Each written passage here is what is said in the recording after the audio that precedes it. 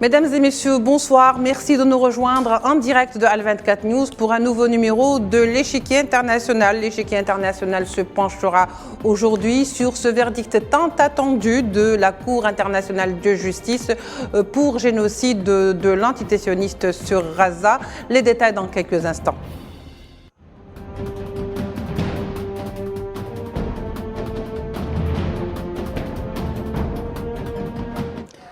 Alors, comme on le disait, la Cour internationale de justice vient de rendre son prononcé concernant la plainte déposée par l'Afrique du Sud contre l'antitétionniste pour génocide.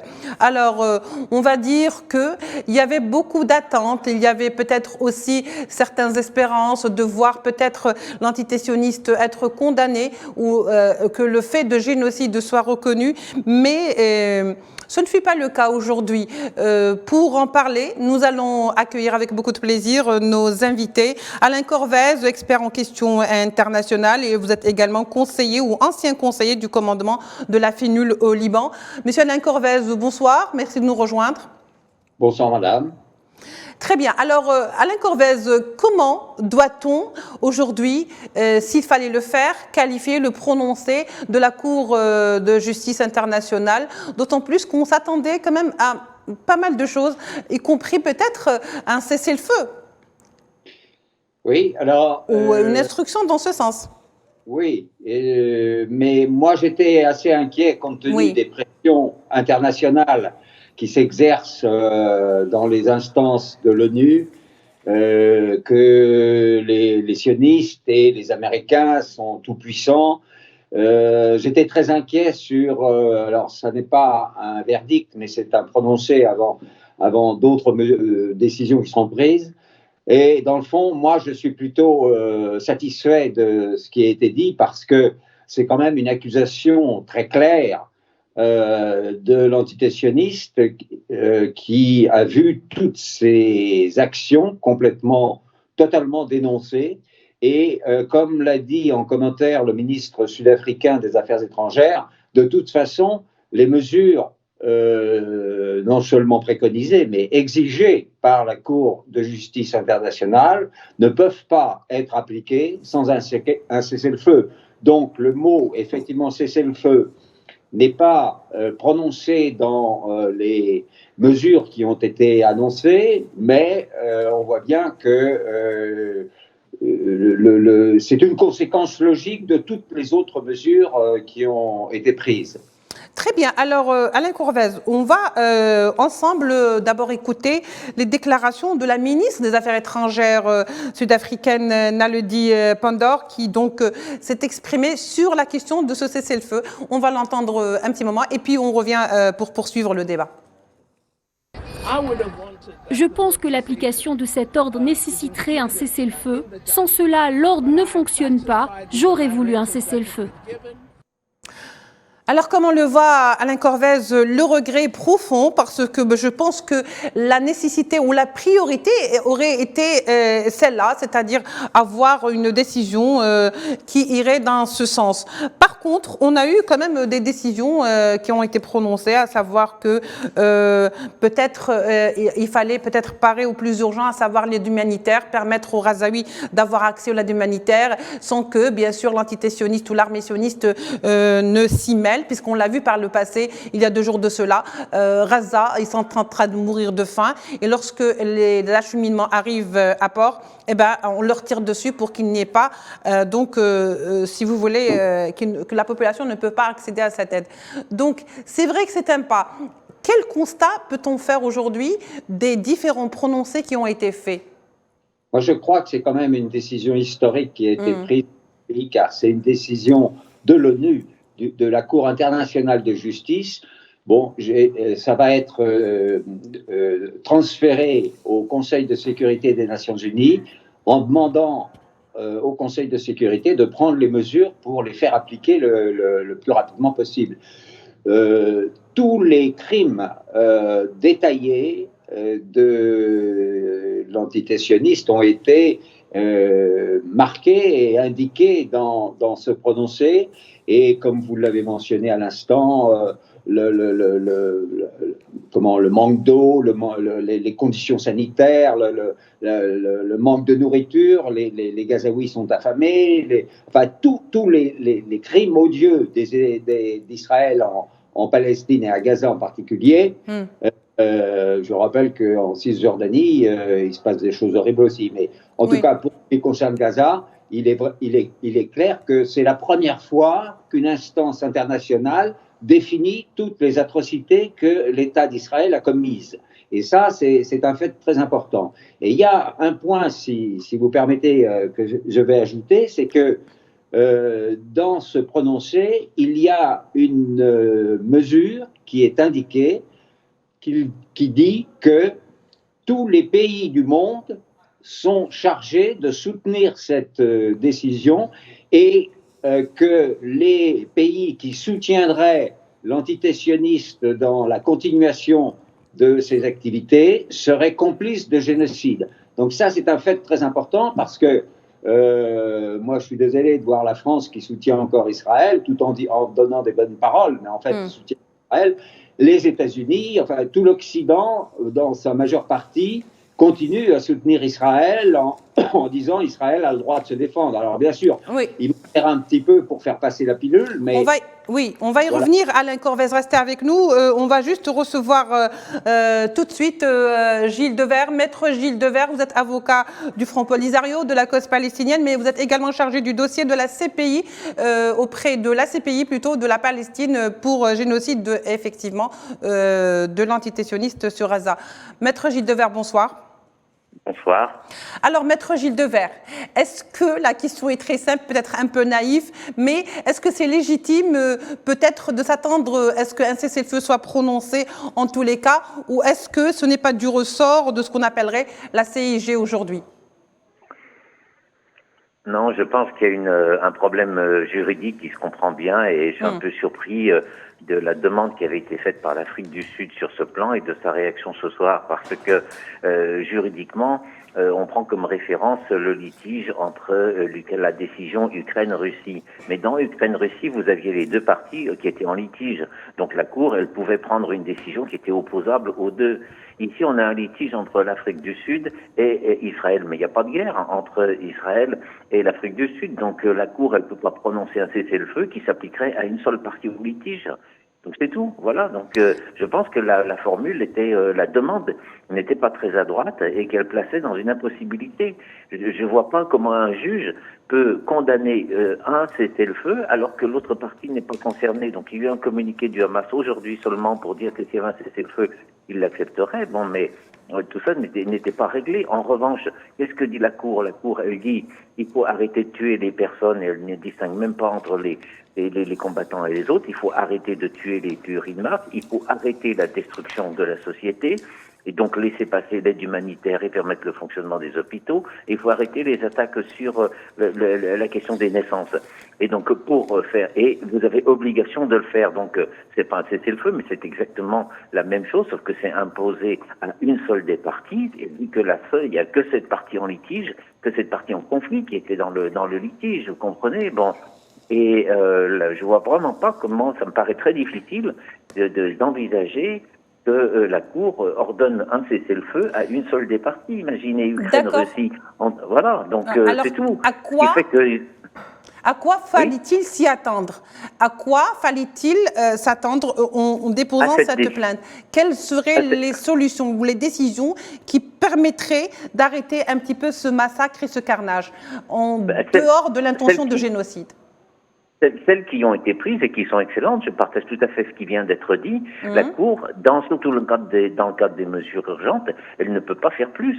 On voit le droit international qui rentre dans un conflit armé en cours, c'est quand même déjà quelque chose qui est assez rare.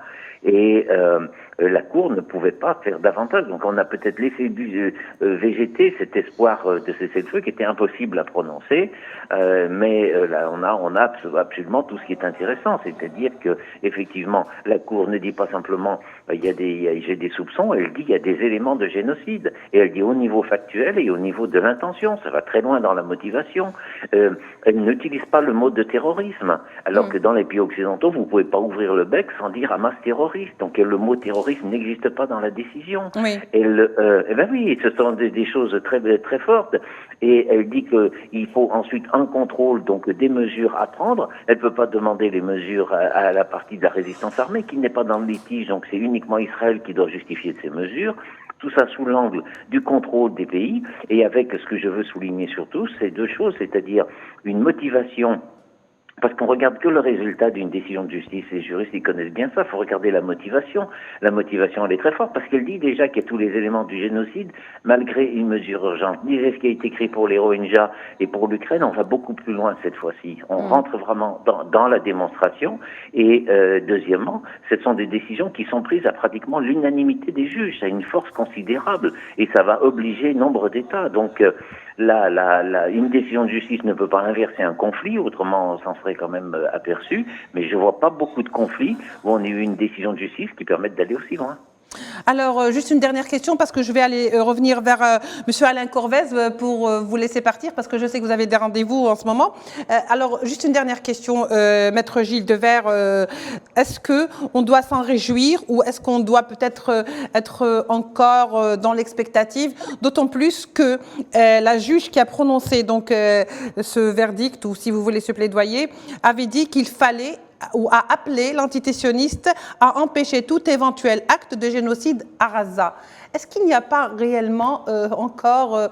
on est en train de parler d'empêcher un génocide alors que le génocide est en cours? Non, mais c'est tout ce qu'elle peut faire à ce stade de la procédure. Elle n'a pas le droit de condamner le génocide. Elle est tenue par les textes. Hein. Les textes disent, dans le cadre des mesures conservatoires, on peut juste dire qu'il faut empêcher qu'il se produise. Donc là, elle ne peut pas faire plus. Maintenant, le litige, il va se poursuivre devant la CIJ, soit sur le fond, donc d'autres États peuvent intervenir pour faire valoir leur interprétation. On va bien voir comment ça se place, ça sera là un débat sur le fond. Nous, on a cette procédure à la CPI et à la Cour pénale internationale, on va profiter de cette lecture du droit qui a été faite et qui franchement est excellente et qui va complètement obliger le procureur. Donc ce soir, on voit vraiment qu'on est très proche d'obtenir des mandats d'arrêt, ce qui est une bataille principale.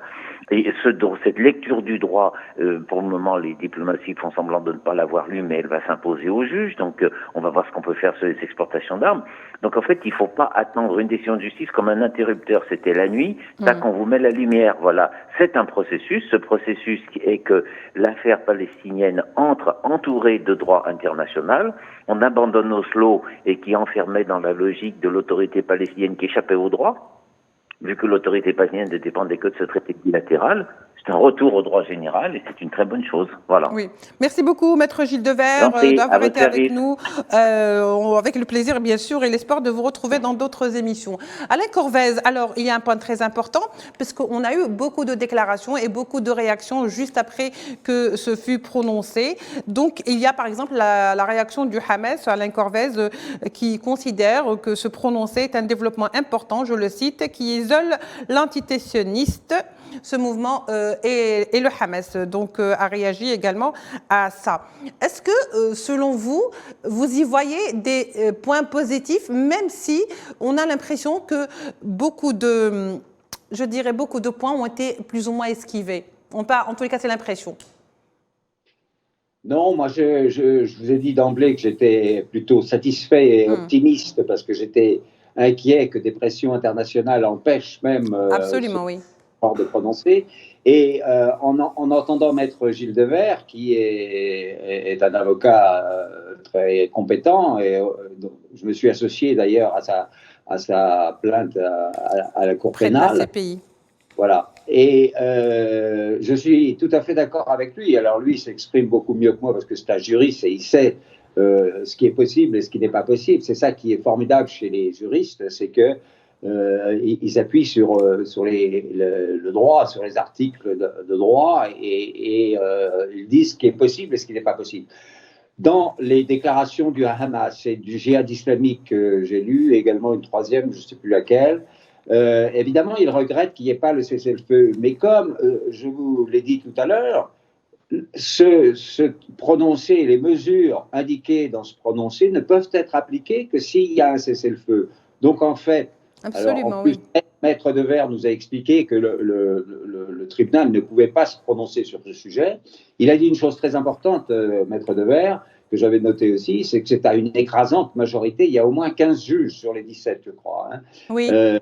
Je ne sais pas si ça s'est déjà produit dans l'histoire. Non, je crois que c'est une première. Voilà, donc ça c'est très important. Et je ne vois pas comment maintenant les États-Unis et Israël, parce que les deux compères sont absolument liés, on sait que les États-Unis viennent encore de signer un accord pour donner des tas de munitions à Israël, et notamment des avions de chasse et des hélicoptères. Je ne vois pas comment ils pourraient, face à la communauté internationale, la réputation des États-Unis est déjà en pleine dégringolade. Ils ont des problèmes au Texas et ailleurs chez eux. Ils ont intérêt quand même à essayer de se réhabiliter un tant soit peu vis-à-vis de l'opinion internationale. Et donc, je pense qu'on devrait arriver à un... Pas Israël. Israël, c'est sûr, va essayer de continuer son combat inutile contre le Hamas. Mais les conditions internationales sortent renforcées de se prononcer de la Cour de justice internationale et je suis plutôt optimiste pour l'avenir. Alors, on va revenir un petit peu aussi sur la réaction de l'Union européenne dont je vous transmets les dires. Donc, l'Union européenne appelle à la mise en œuvre, en tous les cas, elle attend une mise en œuvre immédiate de la décision de la CIG. Elle appelle également l'entité sioniste à garantir en urgence l'acheminement des aides humanitaires au profit des habitants de Gaza et sanctionner les responsables sionistes incitant à des actes de génocide. C'est au fait qui va imposer, si vous voulez, ça à l'entité sioniste pour qu'elle s'y conforme. On sait très bien que les décisions sont contraignantes, mais qui va les contraindre? Qui va contraindre l'entité sioniste? Alors, Maître Gilles Devers est parti, d'après ce que j'ai compris, c'est dommage, mais parce qu'il avait déjà en partie répondu à votre question en disant que c'est la Cour pénale internationale qui, elle, va prononcer des accusations contre les responsables du génocide. Et donc, la Cour de justice internationale, elle était chargée de se prononcer sur le fait, est-ce qu'Israël commet un génocide à Gaza et comment se manifeste-t-il? Et elle a égrené toutes les mesures qui étaient la preuve qu'effectivement Israël commettait un génocide à Gaza. Et maintenant, elle ne peut pas se prononcer sur un cessez-le-feu ou sur autre chose parce que, comme l'a expliqué Maître Devers, ça n'est pas dans ses compétences juridiques. Cette Cour, elle s'est prononcée sur le génocide. Et ça, moi, je trouve que c'est un résultat très important qui dépasse le fait qu'effectivement, elle ne s'est pas prononcée sur un cessez-le-feu. Mais je pense que les gens du Hamas et du djihad islamique, enfin des différentes factions palestiniennes, ont certainement des juristes et des gens très intelligents dans leur groupe qui vont étudier ça plus en profondeur, mais ils arriveront à la même conclusion que Maître Gilles Devers, je pense, c'est que cette Cour de justice ne pouvait pas exiger un cessez-le-feu parce que ce n'est pas de son ressort. Oui, voilà. Ce qui veut dire... oui, allez-y, poursuivez votre idée, pardon. Ce que je veux dire, c'est que maintenant, il va falloir soutenir justement la plainte que Maître Gilles Devers a déposée avec de nombreux autres avocats, auprès de la CPI. Un de mes amis avec qui je l'avais mis en contact, qui à la CPI.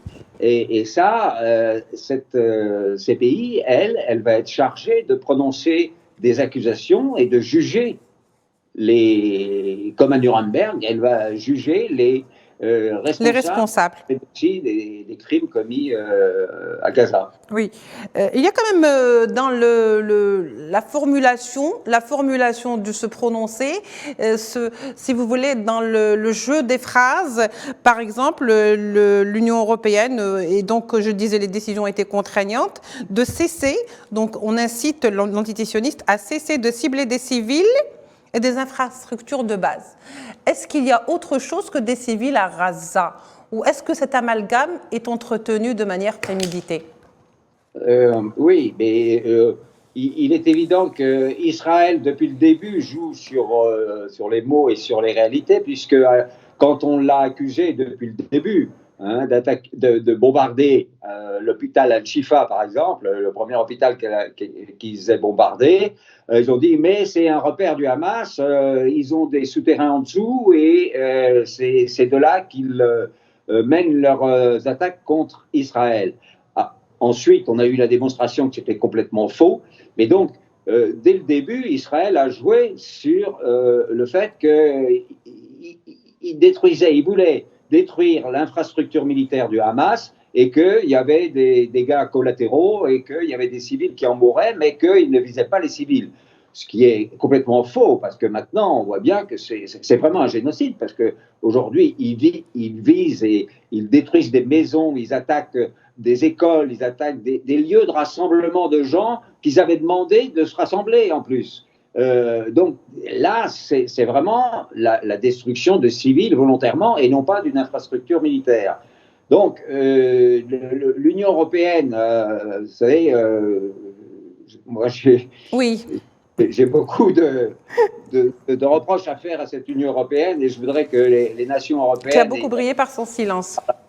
Reprennent leur souveraineté parce que l'Union européenne est entièrement sous la coupe des États-Unis d'Amérique. Donc là, et les États-Unis d'Amérique sont sous la coupe d'Israël. Donc l'Union européenne est sous la coupe d'Israël. Donc là, cette déclaration, c'est un moindre mal parce qu'ils reconnaissent quand même que la Cour de justice a prononcé non pas un jugement, mais enfin, je ne sais pas comment ça peut s'appeler en termes juridiques, mais ce prononcé dénonce quand même les atrocités qu'Israël a commises à Gaza. Donc, l'Union européenne, dans sa déclaration, effectivement, elle reste toujours une main vers Israël, en lui disant « Israël, tu as le droit de te défendre, on te soutiendra ». Et là, dans cette déclaration, elle est un peu alambiquée volontairement pour ne pas être accusée par Israël de soutenir les ennemis d'Israël. Mais elle est quand même en faveur du prononcé qui a été annoncé aujourd'hui. Oui. Donc, je pense que pour une fois, l'Union européenne a... Bon, je répète, c'est ambigu cette déclaration, mais elle reconnaît quand même ce qui a été dit dans ce prononcé. Très bien, Monsieur Alain Corvès, en tous les cas, on l'a compris et ça c'est clair que même si la décision ou les décisions ou le prononcé de la Cour de justice internationale est en quelque sorte un pas en avant très important contre l'impunité dont a joui pendant des années l'entité sioniste et bien sûr en faveur de la cause palestinienne, mais il est une chose, c'est que ces décisions contraignantes vont devoir attendre encore longtemps pour être mis en exergue et pour être mis en évidence sur le terrain. En attendant, les acheminements pour les Palestiniens peuvent attendre et les Palestiniens, en ce moment, sont en train de crier famine. Oui. Est-ce que vous voulez rajouter un dernier mot, Monsieur Alain Corvès? Un dernier mot en tant que stratège, en tant que géopoliticien. Je pense que c'est un événement extrêmement important. Et quand on le replace dans la géopolitique mondiale où les États-Unis sont en train de perdre partout, au Yémen, en Irak, y compris chez eux, en Ukraine bien sûr, je pense que c'est un basculement dans les règles géopolitiques mondiales parce que Israël, qui est le centre du mal, qui avec les États-Unis, les deux sont liés, sont dénoncé officiellement par la Cour de justice internationale. Et ça, c'est la première fois que ça arrive dans l'histoire depuis la Deuxième Guerre mondiale. C'est en cela que nous conservons et que tout le monde conserve l'espoir de voir un jour la Palestine libre. Alors, était avec nous donc Alain Corvès, expert en questions internationales et également ancien conseiller du commandement de la FENUL au Liban. Merci d'avoir été avec nous. Était avec nous également Gilles Devers, avocat chargé de la plainte auprès de la CPI pour génocide de guerre ou génocide à Gaza. Merci de nous avoir suivis. On se retrouvera pour d'autres numéros de l'échiquier international. Au revoir.